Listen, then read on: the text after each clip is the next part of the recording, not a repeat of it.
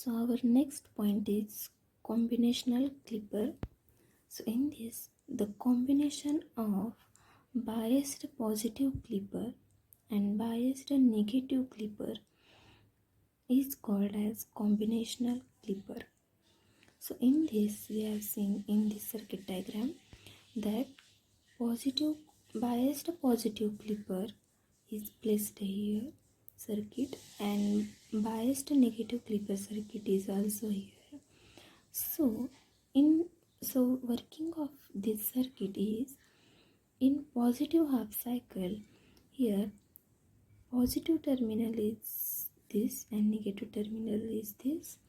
So in positive half cycle, diode D1 is forward biased and diode D2 is reverse biased. Therefore, by the we can see that diode D1 is forward biased. Therefore, it can adjust the positive level of clipping as we seen in the previous lecture, and if the input voltage is negative half cycle, then this terminal is going to be negative, this is going to be positive. Then diode D2 is forward biased and diode D1 is reverse biased.